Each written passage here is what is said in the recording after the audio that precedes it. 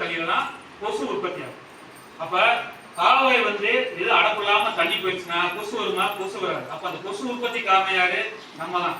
குப்பையை வந்து முறையா வந்து நம்ம அகற்றாமல் அங்கங்க போறதுனால கழிவுநீர் கால்வாயை வந்து பிளாஸ்டிக் தேங்கி அதனால தண்ணி தேங்கி கொசு உற்பத்தி ஆகிறதுக்கு நம்ம தான் காரணமாகும். அப்ப என்னன்னா பிளாஸ்டிக் வந்து பிரிச்சு வந்து தூய்மை பணியாளர் கொடுக்கணும். அடுத்து ரீயூஸ்ங்கிறது வந்து உங்களுக்கு என்னன்னா மறு பயன்பாடுனா சில பேர் இப்போ வாட்டர் கேன் வாங்குறாங்களா, அந்த வாட்டர் கேன் வந்து என்ன சொன்னா திருப்பி வந்து ஒரு பினாயில் விற்கிறதுக்கு இந்த மாதிரி மறு பயன்பாடுக்கு பயன்படுத்துவாங்க. நம்ம அந்த மாதிரி பயன்படுத்தும் போது என்னன்னா அந்த பிளாஸ்டிக் நேரடியா உடனடியா மண்ணுக்கு போகாம கொஞ்ச நாள் பயன்படுத்தி அடுத்து மண்ணுக்கு குப்பை போறதுனால அந்த குப்பை உருவாகிறது வந்து குறைஞ்சிடும். அப்போ மறு பயன்பாடுக்கு ரெண்டாவது கொண்டு போயிடும். மூணாவது ரீசைக்கிள் ரெண்டுல இல்லாத ரீசைக்கிள் பிளாஸ்டிக் பாட்டில் கண்ணாடி எல்லாமே வந்து எடுத்துட்டீங்கன்னா அதை வந்து மறு சுழற்சி பண்ணி வேற ஒரு பயன்பாட்டு கொண்டு வருவாங்க.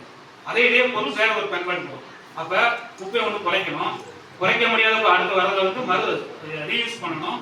மூணாவது மறு சுழற்சி பண்ணணும். இந்த மூணு நம்ம பண்ணும்போது என்ன ஆகும்னா குப்பைகள் வந்து ஒரு இடத்துல வந்து குவியல் வந்து தவிர்க்கப்படும்.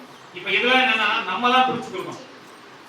புரிஞ்சுக்கிட்டீங்களா? இப்ப இதுல என்ன செய்யணும்னா மக்குறவுப்பு என்ன பண்ணணும், மக்காவுப்பு என்ன பண்ணி சொல்லியாச்சு.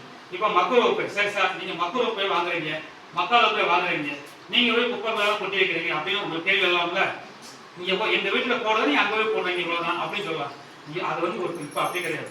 நகராட்சி பணியாளர்கள் வந்து நீங்க மக்குறவுப்பை வந்து பிரிச்சு கொடுத்தீங்கன்னா அதை வந்து உரமாக்கி திருப்பி உங்களுக்கே கொடுத்துருவாங்களா? இப்ப உதாரணத்துக்கு சார் சொல்லியிருப்பாங்க, நீர் சுழற்சி சொல்லி கொடுத்துருப்பாங்க.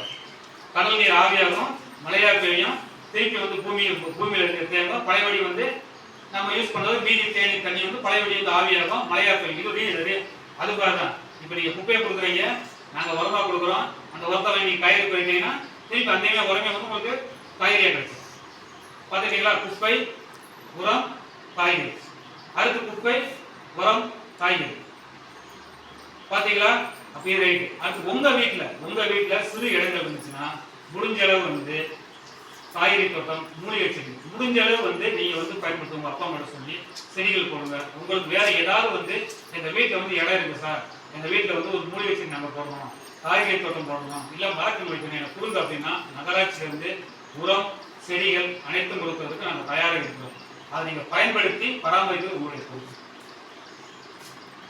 இதெல்லாம் புரிஞ்சுட்டீங்களா?